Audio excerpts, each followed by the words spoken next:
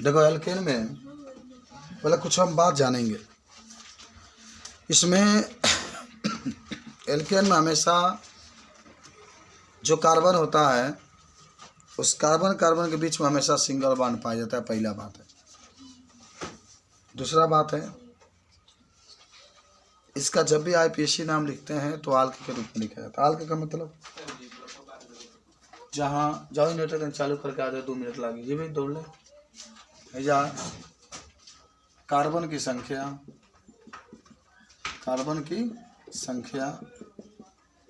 है या नाम, आल्क माने नाम।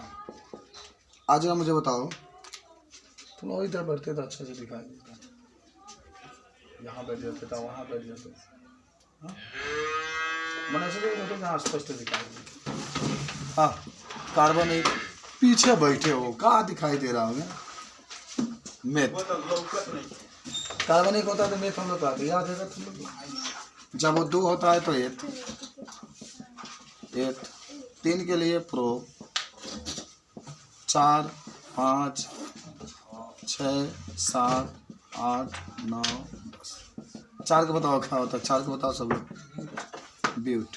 5 का बताओ, 6 का बताओ, 7 का बताओ, 8 का बताओ, 9 का बताओ, 10 का बताओ।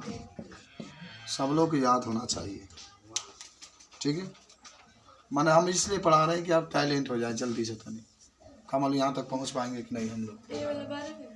11 में भी है, 12 में सेकेंड किताब टोटल यही है, लगभग चल रही नहीं। तो लाए हो तो लिखा भी ना, नहीं लिखा गया, मिटा दिया गया। टोटल यही है, ये 10 कमाए थे, देखो छोड़ के भाग गए थे तुम लोग। देखो चलो, तो कार्बनिक तो मैथ 2 तो 3 तो पूरा 4 हो गया सब भाई। चलिए, तो पहले इसका आईपीसी नाम कैसे लिखते याद है? आल्क में ए यानी जोड़ देंगे। पहचान का होता है इसका, सोच के बताओ। हमेशा सिंगल बॉन्ड आता है, सिंगल बॉन्ड। सूत्र बोलो, सूत्र बोलो। एक किताब में सूत्र के मूत्र लिख रहा था, मूत्र को CNH लिख देता है ना, CNH+2 तो भाई किताब में तो हम पढ़ेंगे तो तुम कल ये किताब पढ़ते हो बताओ?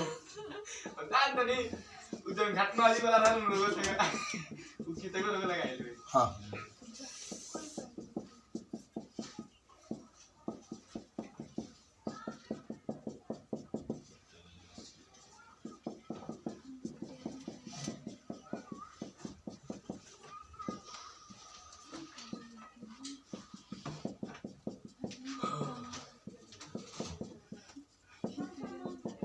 चलो काउंटिंग इधर से करते हैं जिधर से शाखा पहले आ जाए।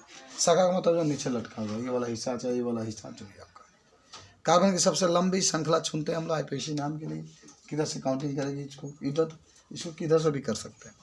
तो काउंटिंग करेंगे किधर से? किधर से भी कर सकते हैं। 1 2 3 4। नाम बोलो, नाम बोलो। ब्यूट लिख के यानी जो तो ब्यूटेन।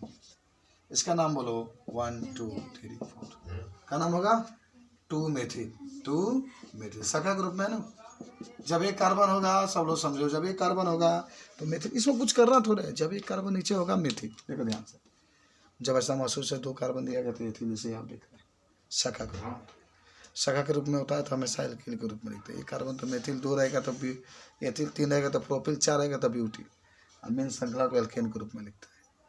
तो हालांकि आपको संरचना बनाने के लिए भी दिया जाएगा, खूब बढ़िया बनाइएगा इसमें। तो इसका नाम बोल दो सब लोग। काउंटिंग किधर से करेंगे?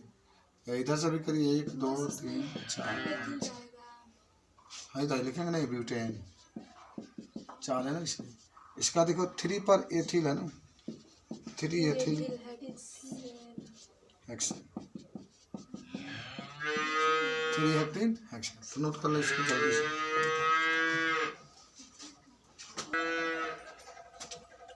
जब यौगिक का नाम दिया हो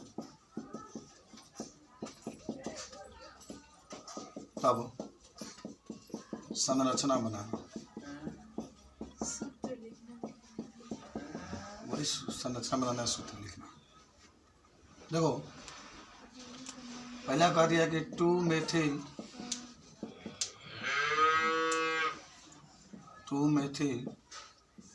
पेंटेन, दूसरा 3-एथिल हेक्सेन,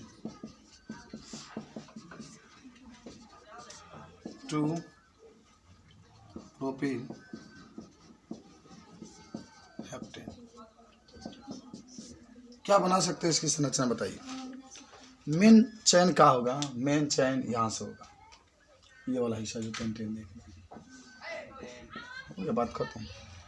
तो ये बताइए 5 है तो 1 2 3 4 5, 2-मेथिल कह रहा है तो 1 2 3 4 5, 2 के पास CH3 जोड़, CH3 CH CH2 CH2।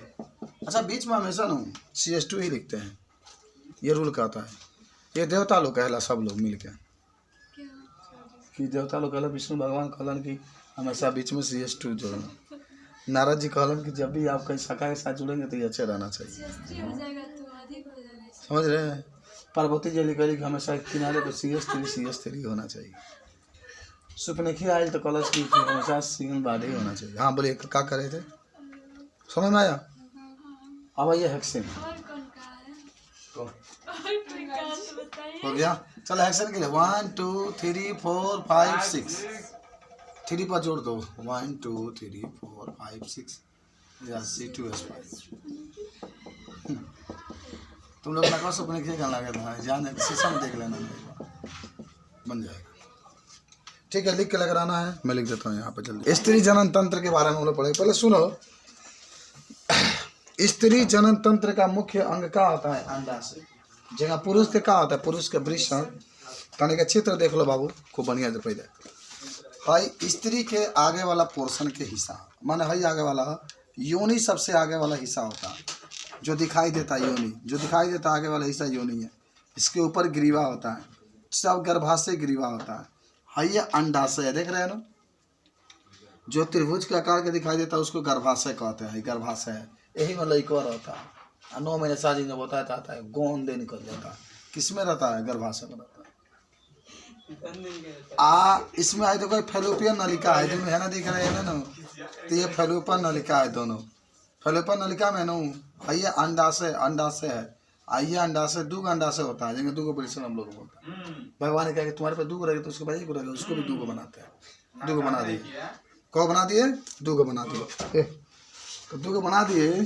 तो देखो है फैलोपियन नलिका है, फैलोपियन नलिका है, यही में अंडाणु निकल के इंतजार करता, कहता कि आ जाओ शुक्राणु आ जाओ। तो योनि ये योनि होता है, देख लेना। यही पर नो स्त्री कापटी का यूज करती है, कापटी लगा लेगी। जिसको जो स्त्री है वह प्रेग्नेंट होना नहीं चाहती है तो यही कापटी लगा लेगी। और जब आदमी जनन करेगा तो जो वीर्य होगा कापटीवा रोक ले, कल हट यहाँ पर मैं खड़ा हूँ, हट हट हट, ऊपर जाएगा इंतजार करता है जाना, ये कहता हम नहीं जाने देंगे, तो वही कापटी का यूज कर लेती है, तो नहीं जा पाता है, तो आदमी गर्भ धारण नहीं करता है। पूरा खुला रास्ता है, पता है मैं कुछ नहीं लगाऊंगी, आओ जनन करो। तो जनन होता है तो शुक्राणु पहुँच जाता है अंडाणु के पास, और दोनों में निषेचन संपन्न होता है, फिर गर्भाशय में गर्भ धारण हो जाता है। सुई भी लग सकता है। और कितना शुक्राणु जो होते हैं मऊगा टाइप के होते हैं, सर जाएंगे लेकिन जाएंगे ना, बाप रे हम नहीं जाएंगे, डर, तब बच्चा भी नहीं रुकता है। मैं शुक्राणु कमजोर होते हैं उस टाइम, समझे हो। कहाँ 24 सेंटीमीटर छोटा शुक्राणु। चलिए, तो स्त्री जनन तंत्र में पहले देखो चित्र बना लो सब लोग, किताब होगा चाहे मोबाइल में से भी देख के बना सकते हो। तो पहले चित्र हुआ मेन वॉइस में बना देखा हम यहाँ पर, क्या आप लोग बना लेंगे, बना लेंगे। तो पहले हेडिंग बना लो स्त्री जनन तंत्र। चलो इसके बारे में कुछ लिखो, इसके बारे में कुछ लिखता हूँ, देखो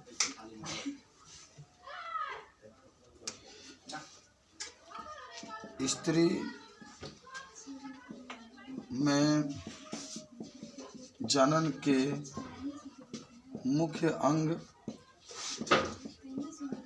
अंडाशय होता है, अंडाशय होता है।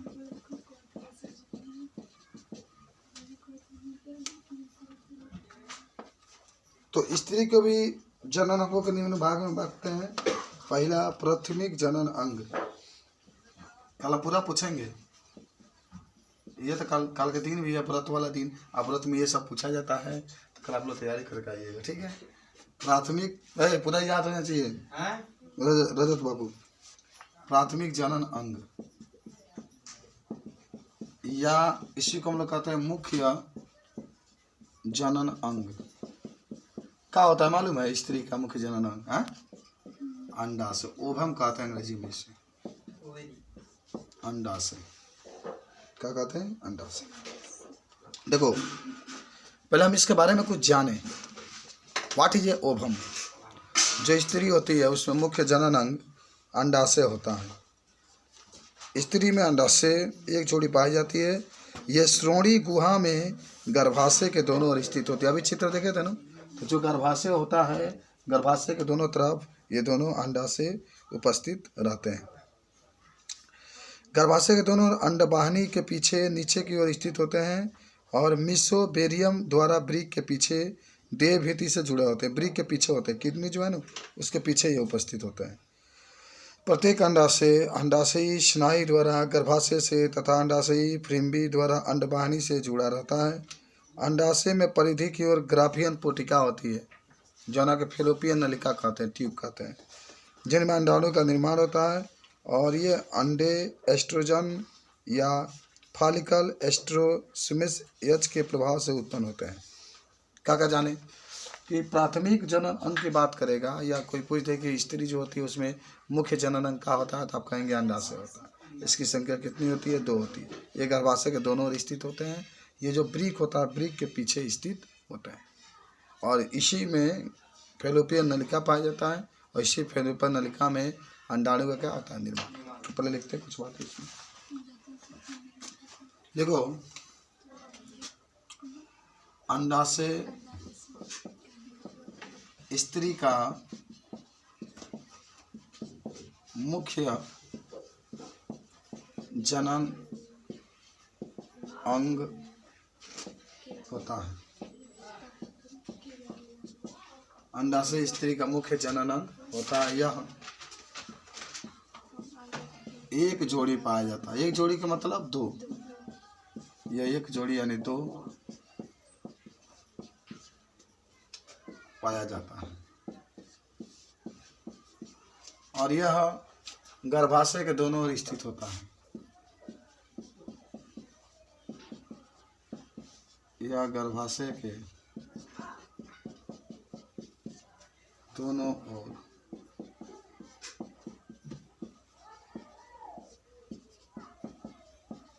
स्थित होता है।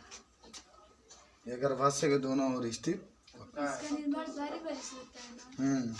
एक साथ कभी नहीं होगा, बारी बारी से निर्माण होता है। आगे लिखना, यह ब्रिक के पीछे स्थित होता है। खूब पढ़ते तो मन लगता ना, जब ना पढ़ के मन होगा तो ये पढ़ा। यह ब्रिक के पीछे, दोनों ब्रिक के पीछे स्थित होता है। आगे लिखना ना कि ब्रिक के पीछे स्थित होता है। फिर आगे इसमें लिख सकते हो कि अंडाशय में परिधि की ओर, अंडाशय में परिधि के ओर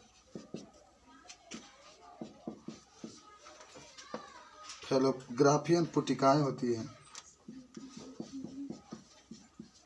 ग्राफियन पुटिकाएं होती हैं जिसमें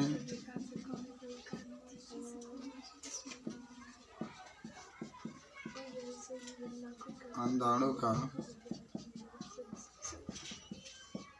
निर्माण होता है।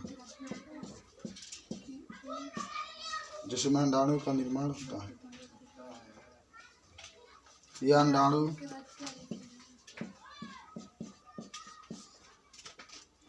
एस्ट्रोजन हार्मोन्स के द्वारा नियंत्रित होता है।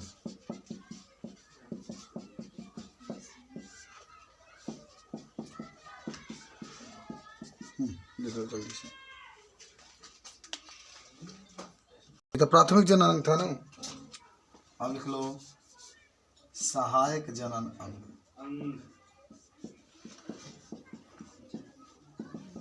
अच्छा देखो, जिससे आपने कहा कि मुख्य जनन अंग,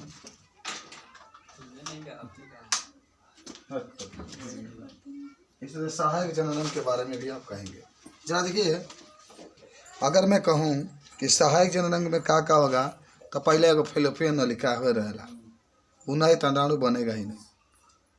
आ तो सरकार ओकरा पिछवा गर्भाशय रहा, जो कि अभी आप देख रहे थे। गर्भाशय में 3 गो झिल्ली, सबसे अंदर वाला अंतः झिल्ली, उसके बाद से मध्य झिल्ली, उसके बाद से बाह्य झिल्ली होता है, उसके बाद से योनि होता है। ये सबसे बाहर वाला हिस्सा होता है योनि, जो कि स्त्री का सबसे बाहर वाला हिस्सा योनि का होता है। ये संभोग में सहायता कराता है। अगर बाद से भोग होता है। ये सब आप लिख लीजिए। पहले सहायक जनन अंग में पहला लिखिएगा फेलोपियन नलिका। फेलोपियन नलिका, फेलोपियन नलिका।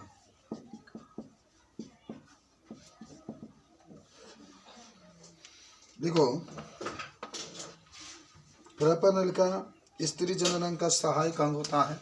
एकदम पहले समझा देते हैं। जो फेलोपियन नलिका होता है, थोड़ा सा चित्र के माध्यम से इस तरीके से अभी आपने देखा था, योनि वगैरह होता है, ये गर्भाशय है, और ऐसे आपने ये चित्र में देखा था, नीचे अंडाशय उपस्थित था। इसी को हम लोग कहते हैं फेलोपियन नलिका। बताओ फेलोपियन नलिका, इसकी संख्या कितनी हो रही है? 2 हो रही है ना, 1 जोड़ी पाई जाती है। इसी में किसका निर्माण होता है? अंडाणु का निर्माण होता है। अंडाशय नहीं, अंडाणु का निर्माण होता है। अंडाशय से नीचे होता है। हो गया, चलिए तो लिखते हैं हम लोग, जल्दी से लिखते हैं। देखो, फेलोपियन नलिका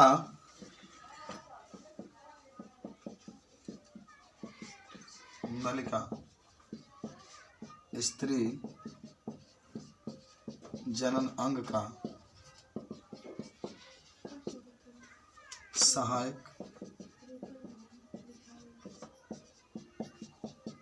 जनन अंग होता है। सहायक जनन अंग होता है। आगे लिखना, सहायक जनन अंग होता है, या इनकी संख्या 1 जोड़ी होती है। इनकी संख्या 1 जोड़ी होती है। और ये पतली कुंडलित नलिकाएं होती है। ये पतली है, पहले याद करो, पतली नलिकाएं, ये पतली कुंडलित नलिकाएं होती हैं। नलिकाएं होती हैं। आगे भी कर सकते हैं, जो अंडाशय को गर्भाशय से जोड़ती है। देखना कि यह अंडाशय को गर्भाशय से जोड़ती है। यह अंडाशय को गर्भाशय से जोड़ती है। इसके तुम्बिका संकीर्ण पथ संधीय स्तर पर अंडाणु शुक्राणु से निषेचित करती है। इसके तुम्बिका, घुमावदार जो हिस्सा होता है उसको तुम्बिका कहते हैं। इसकी तुम्बिका संकीर्ण पथ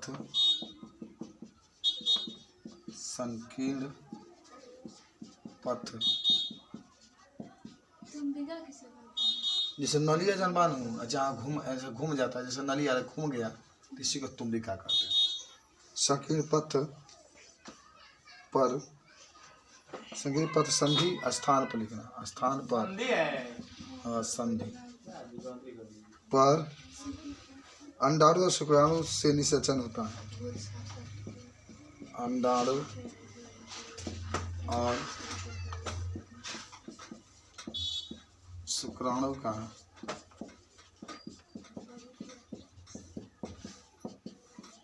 निषेचन होता है। अर्थात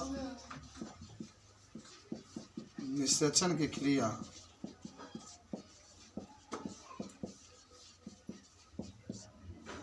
फैलोपियन नलिका में ही, फैलोपियन नलिका में ही संपन्न होता है।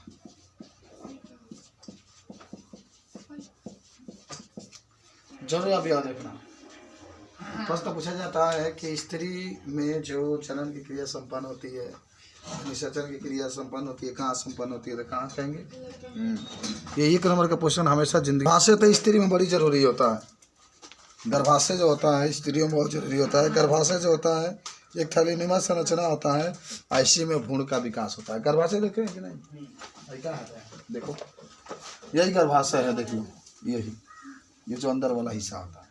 और देखो यहाँ पर 3 झिल्ली से मिलकर बना। अंदर वाला के गर्भाशय अंत अस्तर कहते हैं, गर्भाशय पेशी अस्तर कहते हैं बीच वाला के। सबसे बाहर वाला का होता है परिगर्भाशय होता है आपका। क्या होता है? परिगर्भाशय। 3 को झिल्ली से मिलकर क्या होता है, बना होता है। देखो गर्भाशय स्त्री का सहायक जनन अंग होता है।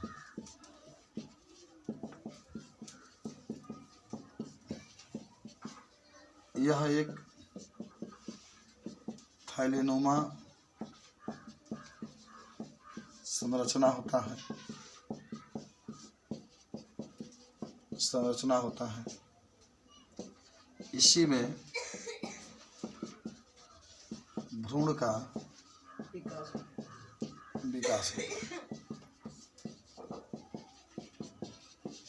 गर्भाशय 3 झिल्लियों से मिलकर बना होता है।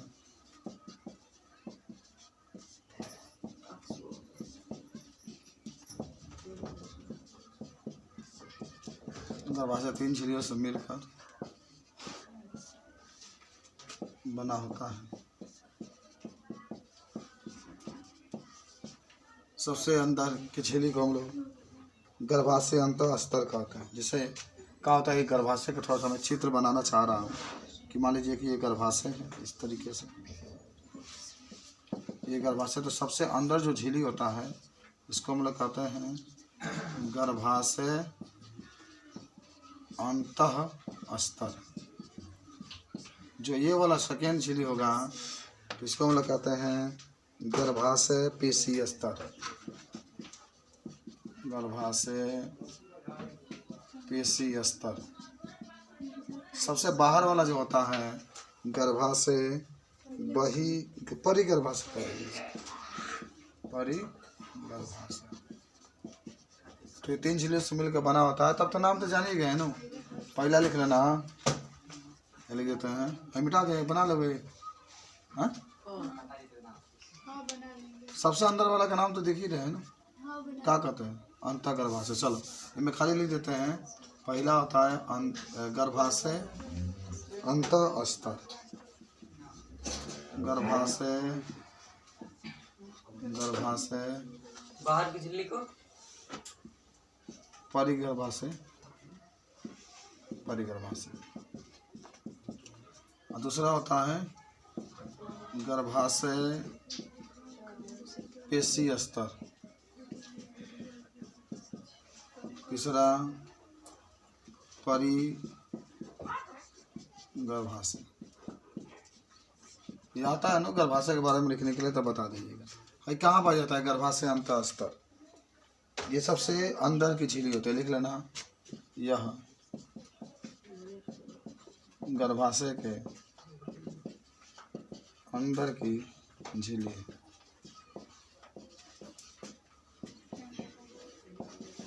ये गर्भाशय के मध्य की झिल्ली है।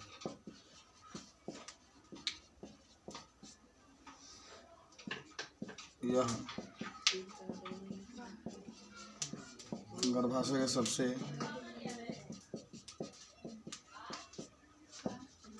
बाहर की झिल्ली।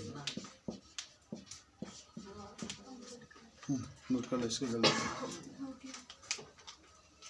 अगला हेडिंग बना लो, योनि। योनि का नाम सुने? यही आपका स्त्री का बाहरी अंग होता है जनन अंग का। बोलिए। पढ़ाया ना आप। बस में पढ़े होंगे, आप उतना विस्तार से नहीं कि जो पढ़ रहे हैं। 11 में विस्तार से है। 12 अच्छा 12 है। छोड़ दे। अब लिखो योनि। योनि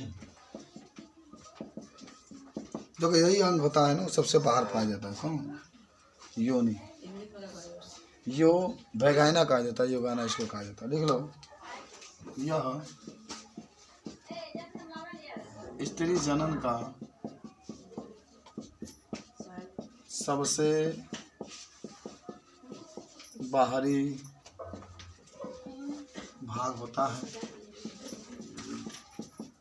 यह मैथुन, मैथुन माने जनन, मैथुन के क्रिया में सहायता करता है, सहायता करता है। इसी के द्वारा वीर्य स्त्री के अंदर प्रवेश करता है,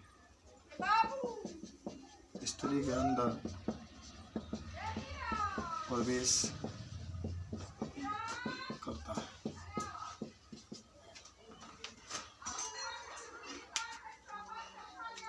तो जब भी योनि के बारे में अब उसको कोई पूछे तो कोई दिक्कत नहीं है। योनि के एक भाग लिख लो, भाग क्या लिख लो? भाग।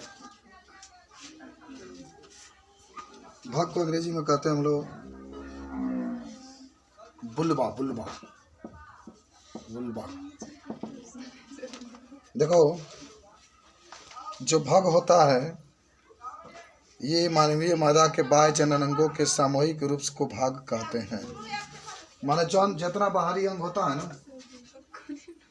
मादा बाह्य जनन अंग के जितने बाहरी अंग होता है, जब एक साथ उसको मिला देते हैं तो उसको उसी को हम लोग क्या कहते हैं? भाग। तो लिख लो, भाग ना, भाग के बात होता है। हाँ तो ऐसे बात करो। देखो जब लिखा कि जब स्त्री के बाहर पाए जाने वाले संपूर्ण बाह्य जनन अंग के,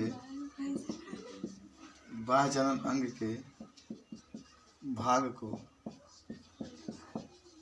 भग कहते हैं। भग, भाग। हाँ यार, भग कहते हैं। पहले में नाम पहले तो पूरा सिखाता रहता ना 10 में पढ़ना है। 10 और 11 में तुमको अंतर नहीं बुझा रहा है। 10 में एक टेलर था, इसमें पूरा पिक्चर मिलेगा। 12 में और ही बना। 12 ही के है, 12 के ही पढ़ रहे हैं।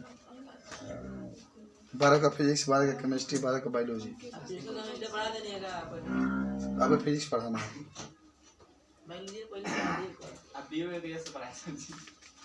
चलो हो गया, लिखा गया। आज फिजिक्स नहीं खाली बायोलॉजी खत्म कर दिया जाए। अब लिख ले, हेडिंग हो गया, सब लोग लिख ली।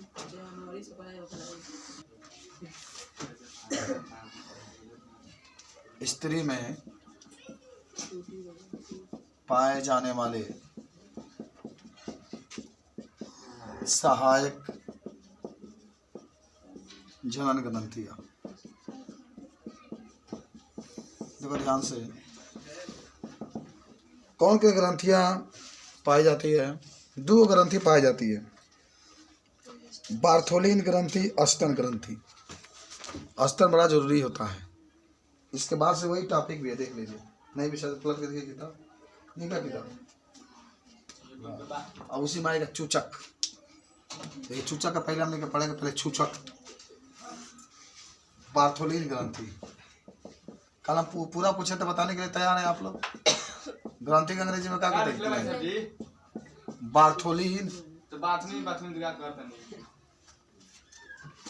Bartholin's gland.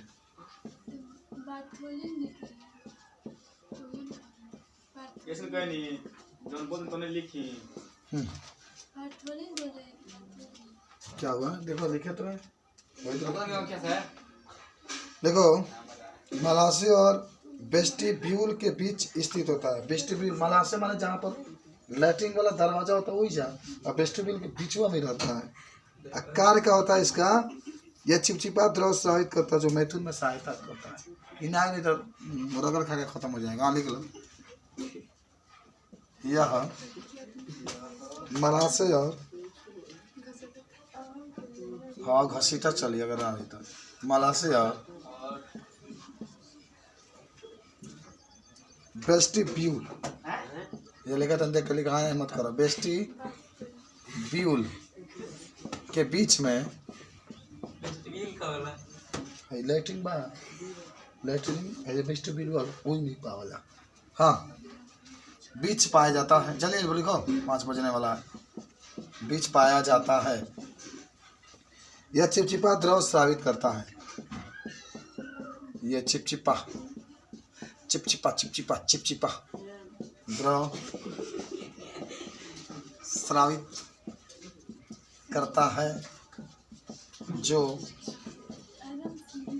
मैथुन के क्रिया में, मैथुन माने जनन, आदमी जितना अधिक जनन करेगा ना उतना ही दिमाग बढ़ता है। जितना सेक्स करोगे उतना ही दिमाग गौन गौन बढ़ता है। सेक्स नहीं करेगा उसका दिमाग कमजोर हो जाएगा। जो मैथुन के क्रिया में अभी कौ दिन के लिए अंडा हुआ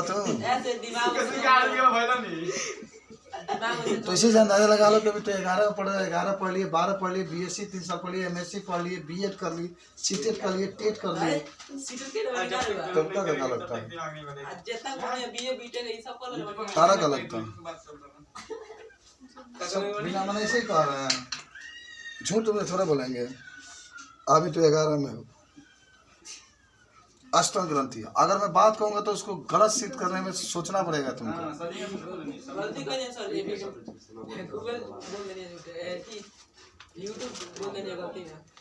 चलिए, अष्टम ग्रंथि स्त्री के अंदर बड़ा जरूरी होता हो, न तो लड़का जो दूध कहाँ से पिएगा, बकरी के पिएगा। अष्टम ग्रंथि होना बहुत जरूरी होता है। एक जोड़ी पाए जाते हैं अष्टम ग्रंथि जो बच्च भाग के आधार पर, हाँ ये बच्च भाग के उधर उधर दोनों स्थित होते हैं। अच्छा, पुरुष में भी अष्टम ग्रंथि पाया जाता है, हाँ आप विकसित होता है, साला चींटी बराबर होता है, चींटी बराबर होता है। ये दूध श्रावण करता है, इसमें माने दूध श्रावण होता है, बच्चा होता है। जब बच्चा होता है तो पहला दूध को क्या कहते हैं बताओ? कोलेस्ट्रम कहा जाता है उसे, कोलेस्ट्रम। उसमें सब कुछ जीवाणु विषाणु सूक्ष्म जीवों से लड़ने की ताकत उसमें होती है, कोलेस्ट्रम उसको कहा जाता है। लिखो, यह स्त्री और पुरुष दोनों में पाया जाता है। स्त्री और पुरुष दोनों में पाया जाता है, लेकिन स्त्री में विकसित होता है और पुरुष में विकसित नहीं होता। किसी किसी में विकसित हो जाता है ना जी, बोलिए। वो वर्षा की मात्रा जम जाती है बाबू, लेकिन हाँ इसकी संख्या एक जोड़ी है, इसकी संख्या एक जोड़ी है। ये दूध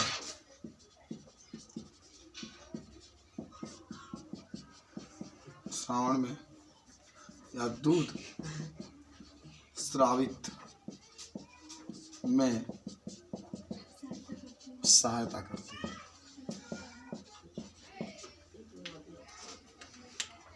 ऊपर लास्ट हेडिंग है, कोलेस्ट्रम लिख लेना।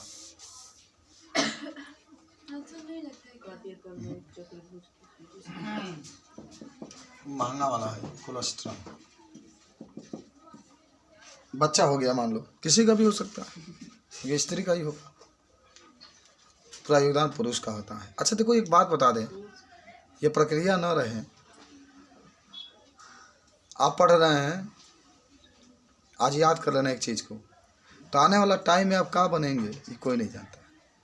वो माँ होती है जिस माँ के बच्चा देश का प्रधानमंत्री बनता है, कितनी अच्छी सौभाग्य की बात होगी। मुख्यमंत्री बनता है, या माँ का ही बेटा माँ के सामने पढ़ाता है, या माँ का ही बेटा माँ को इलाज करता है, ये सौभाग्य की बात होती है। यानी कुछ बातें ऐसे होती है ना जो ज़िंदगी के लिए बहुत है। जैसे लड़की पढ़ रही है सब, आप माँ के सामने एक डॉक्टर बन कर आएंगे, एक टीचर बन कर आएंगे। माँ का दिल, वो जन्म आपको दी, लेकिन आप अपने मेहनत से कुछ बनेंगे तो बहुत ही खास दिन होगा आपका। और माँ का दर्द तो इतना डेसिबल होता है, समझिए कि इतना डेसिबल होता है कि उसका आप उस सहने नहीं, पुरुष सहने नहीं कर पाएगा जब बच्चा वो पैदा करती है तो इतना हड़ा उसका दर्द होता है। लेकिन दर्द को सहन करती है और मौत से वो लड़ करके जन्म देती है। लेकिन जब अपने बच्चे को, चाहे वो लड़का हो चाहे लड़की हो, जब खिलखिलाती हुई चेहरा देखती है, रोती है, तो फिर उसका चेहरा खिल जाता है। ठीक है, चलिए आइए कल लिख लीजिएगा। माँ के पहला गड्ढा, गड्ढा माने गाढ़ा, पीला जो दूध होता है, जो दूध होता है तो उसे कोलेस्ट्रम कहते हैं। कोलेस्ट्रम कहते हैं। इसे क्या कहते हैं? कोलेस्ट्रम कहते हैं। माँ का जो पहला गाढ़ा पीला दूध होता है उससे कोलेस्ट्रम कहते हैं। आगे लिखना, इसमें जीवाणु, विषाणु तथा अन्य सूक्ष्म जीव से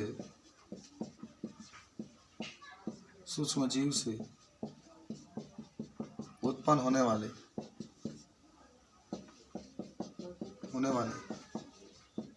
रोगों के लिए ताकत प्राप्त होता है। ताकत प्राप्त होता है। ये भी कोलेस्ट्रम की बात हो रही है। ये माँ का पहला दूध होता है जो बच्चा को ताकत देता है। तो नोट कर लो, थोड़ा सा 2 मिनट बाद फिजिक्स पढ़ लीजिए।